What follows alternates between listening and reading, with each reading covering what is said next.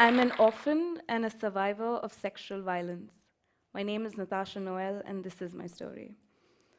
At the age of 3.5, the first memory I have of my mother is her cooking herself. Also, I have very inappropriate humor.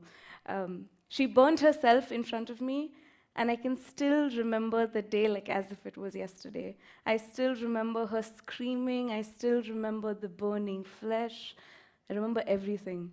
My dad had schizophrenia, so he couldn't take care of me because someone needed to take care of him. So when you're a child, your childhood should be rooted in love, compassion, and understanding. Mine was rooted in insecurity, self-loathing, and guilt. I stayed with my godparents, that's my dad's oldest sister and her family, and they tried to love me in the way they knew best how to, but it was still not enough for me. I still felt the void inside of me kept growing, and I felt pain, and I just was never happy. But also, I learned how to mask because that is the way I learned how to cope. So I pretended. I pretended I was fine. I pretended everything was okay. At the age of 7, I was raped by my domestic help, and I don't even remember what happened. All I remember was one moment we were playing, and the other moment I was washing the blood of my vagina. It was just like a lucid dream. For me, sex and rape, I couldn't even spell at that time because I have dyslexia. Right now, I cannot even spell dyslexia without auto help correcting me. But at that time, his mother told me that I should run away and get married to him because he loves me so much. I was just 7.5. For me, I didn't understand what was happening, but the guilt kept growing. He actually told me that I should run away and get married to him because no one else will ever love you. Those words are still engraved in my soul like a tattoo, which is so difficult to heal, but I'm healing. The guilt just kept growing. I felt like I was the reason why everything was happening to me, all the bad, and it was just getting worse. I was sexually assaulted from the age of 8 to 14 with my cousin brothers and sisters, and I had enough. I didn't know what to do, and I kept believing I deserved whatever was happening to me. At the age of 10, I went into therapy because now my parents realized something is off with her. She has so much anger issues, she has so much of everything, and she's just not saying what she feels. So they put me into therapy. This was one of the best things that happened to me because at this time, my psychiatrist realized that I was not talking. So she put this paper in front of me and she told me, you can do whatever you feel like. I took up the pencil and I wrote, and I took up the crayons and I colored, and I just realized that for me, art was my expression. And that is where I found a little way to cope. Self-victimization was my baby. It was something that I was so good at. I would cut myself. I would think that I am a burden, that nothing in life can ever get better because, come on, it's just getting worse. At the age of 16, because of my psychiatrist, she told me to go in for dancing, so I used to dance here and there, but at the age of 16, I was a professional dancer, and dance was something where I found myself. Dance was something which allowed me to be me. I did not feel like anyone was judging me, and I could express how I felt. And I was just the happiest at this point of time. In my self-victimization period, I hated my body. I realized that my body is the reason why things are happening, why the world is the way it is, because we have a vagina and men can enter as they please without our permission. At 17 was when I got into my first serious relationship, my first love of my life, and it was great. At 19, my mother told me that I need to focus on my studies and I'm not studying enough. And I told her that, no, I don't want to. I want to dance. This is what I want to do. I want to travel the world, and I'm living my life for the first time. I don't want to do anything else. That same year, I failed the year, And that same year, I got a knee injury. My meniscus muscle tore, my corneal muscle tore, I got liquid in my knees, and my front kneecap had tears all on one knee.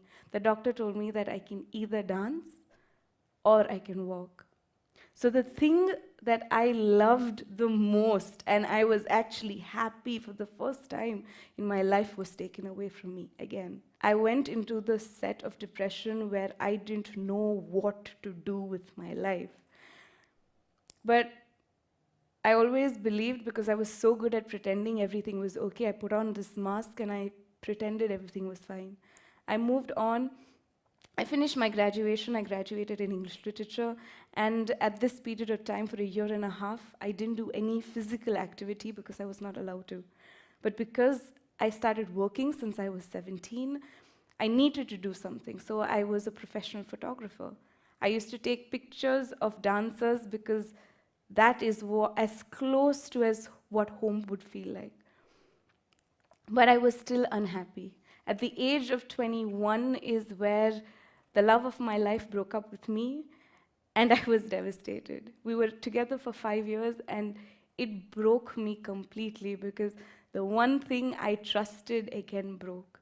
I went and I took up food, and food became my love. Food became the source of inspiration in my life, and I was like, this is what I'm living for. I kept eating and eating and eating. I would eat and puke and eat some more just to try and fill that void inside of me, just to try and feel something's all right.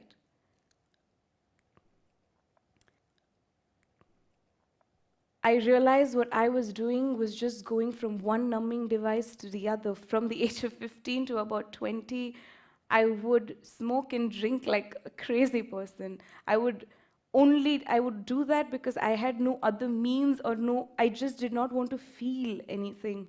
But at 20, I stopped. But then at 21, I started eating food like as if it was my best friend. This is what depression looks like. This is what you feel when you feel nothing, is what depression feels like. I can't stand and explain to you what is right and what is wrong, I can't. But for me, I knew that the society that I'm living in, would never be able to handle a sad person. So I would pretend to be happy.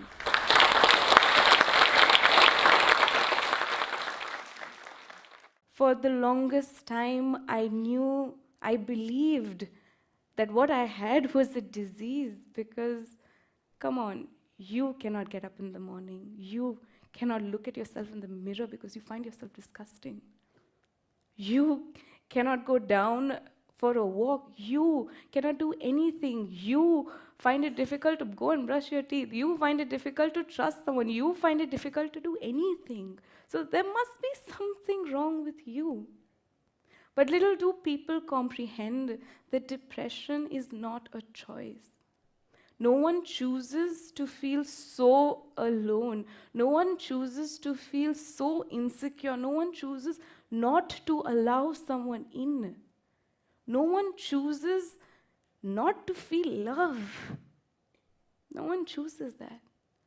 But then I realized that I can come out of it if I want to.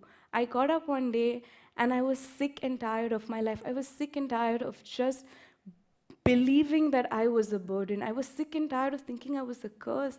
I was sick and tired of cutting myself. I was sick and tired of just feeling so numb that I got up and I said, I need to make changes in my life. I can either constantly live in this, or I, as a human being, can choose to try and make myself better. Because let me tell you something, no one cares about you or your mental health. Only you can do that. This is me today. I'm 25 years old. I run to the face of my problems now. I don't run away from it.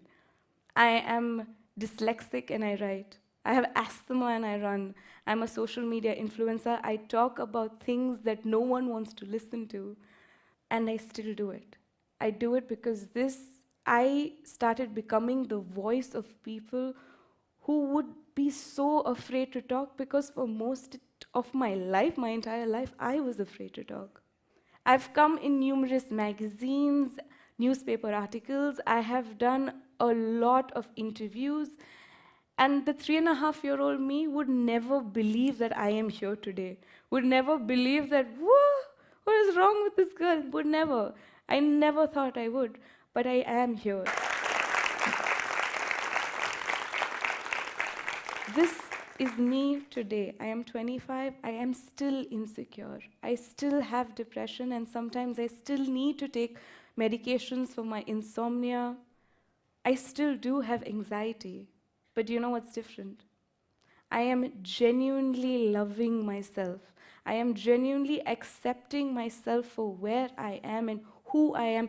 All those monsters and demons that I thought were evil, I'm going and hugging it and being like, you're going to be my friend from now on. It's okay.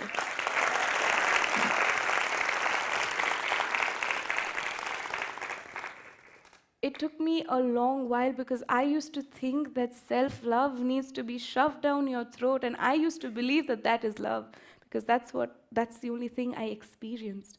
Till I realized that I need to be gentle with myself. And it is very, very, very, very hard because most days I'm just stuck. I'm wondering what is happening. But then I realized that there is a difference between feeling good about yourself and self-love. I can do a workout and I can feel great about myself. But if I go and have cake or pizza right after that, I'm going to feel guilty. And then I'm going to start, the negative thoughts are going to come into my head thinking, oh, why are you doing what you're doing? And you're so useless. You're so worthless. You cannot do anything in life. And you try to do something, but you can't. But those are the moments now I realize that I need to be more kinder to myself. I need to be more gentle with myself. That is self-love. That, for me, took the longest time to realize that I need to give myself time to grow because self-love and self-acceptance is a process. If my brain for 22.5 years has been wired to think that I cannot do something, or to think that I'm useless, to think that I'm worthless, it's going to take time for me to rewire those things, for me to twist and do those things and believe in myself. So this is me here, right now. It took me a long while, but I realized that there is nothing that can grow from a space of hate. That the only way I can grow and love myself is if I forgive myself. So I'm doing that today. One breath at a time, and I am not blaming my past. I am not being a victim to my past, because I know now that I write my story. I can either be the writer, I can either be the creator, I can be the artist, I can be the musician, whoever I want to be to my story. And I will not blame myself. Thank you.